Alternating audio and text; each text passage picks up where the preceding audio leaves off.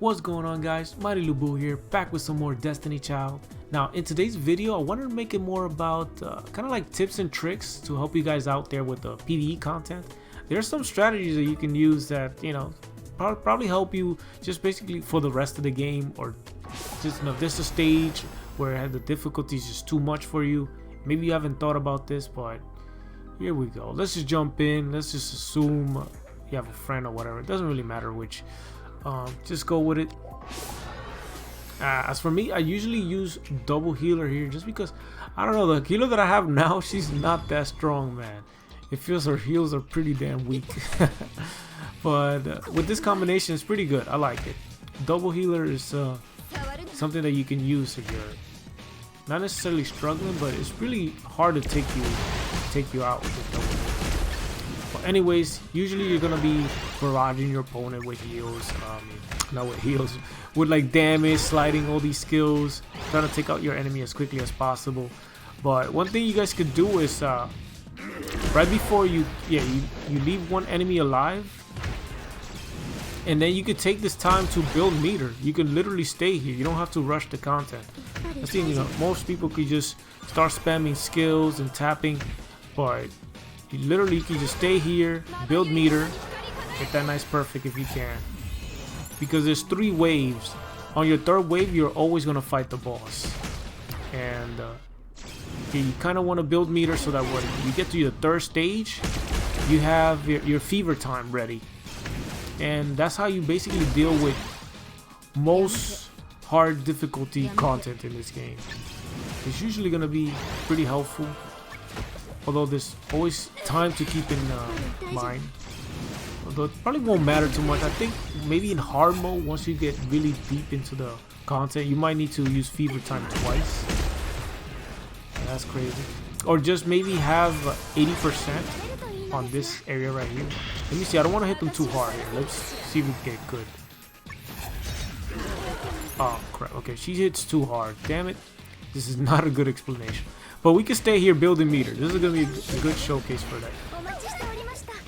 Just don't hit with your DPS. Just think about the cooldowns that you're using. Here I have double healer. My healers are obviously not gonna be hitting the enemy really hard, so I could just slide skill, spam the abilities.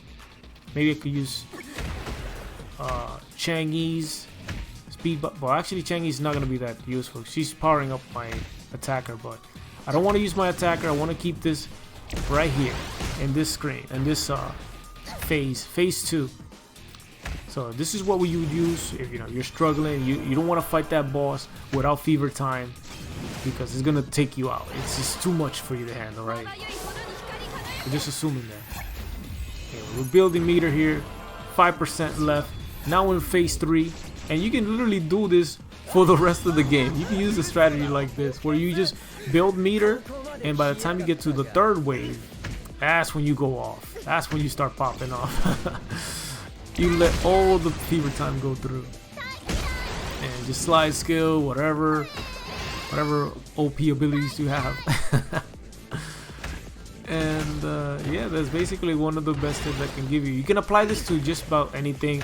If you're doing the underground and you're struggling, this works so good in the underground. Leave one enemy alive, and then just heal up your party if you're using like my strategy of like double healer, which is pretty good. Of course, not necessary. It's just if you're struggling. Here we go. And you can just drop the ultimate. I'm trying to hit him really weak because my characters are actually pretty damn strong. But you get fever time, and boom, wiped. And of course, you don't need this type of strategy early on, because your units are probably going to be really strong, or just strong enough to deal with the content. On average, your 4 stars and your 5 stars are going to be good enough. But when the game gets difficult, once you get deeper into the game, then this is the type of strategy that you want to use.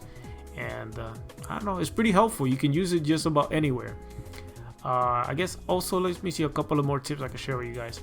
Probably on the banner. One way to save gems, not to save gems, but like the general idea for the banner is to wait for a banner that has rate up, so that way you can have a better chance of getting a 5-star. unless you just need to get a couple of units to build a nice team composition. Even if it's a couple of 4 stars, trust me, even if you see it in PvP,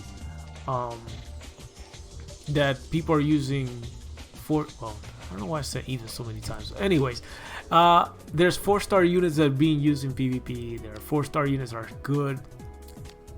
Alright, they're gonna be carrying you.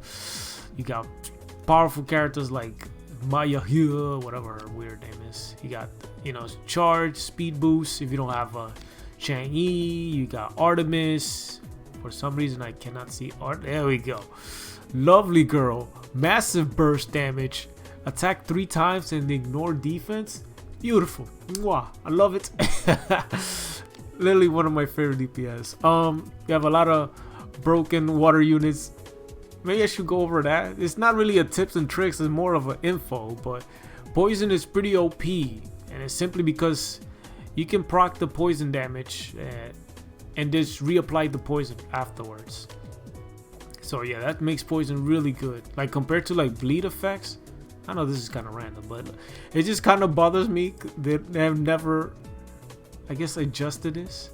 Like for example, bleed effects does damage over time for 12 seconds. It usually lasts longer, but if you can proc poison, and I mean, if you can apply poison, proc it so that you can recast it, you're doing much more damage than, you know, over time than I guess than the poison effect. I mean the bleed effect over here.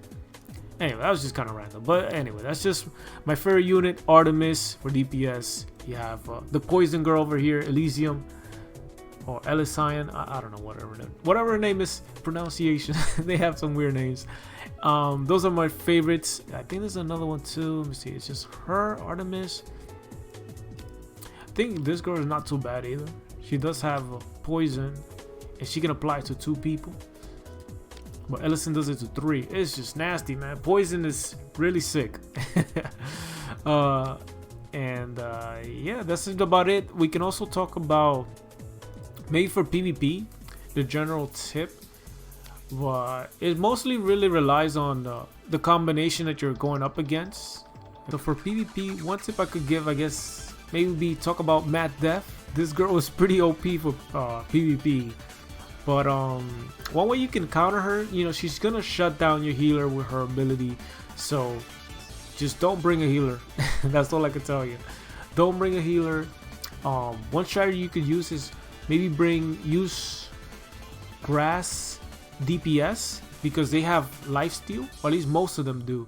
They have lifesteal, and lifesteal cannot be blocked by her ability. So, you know, you can still get your nice healing and pump up some damage. Bring the heat, bring more firepower, right? So he's gonna shut down your healer. You don't want to bring that into the fight. Just don't use a healer against her. That's one strategy you guys could use. Bring more debuffers if you have a good one. And yeah, just burst her down. Artemis is also pretty good against her.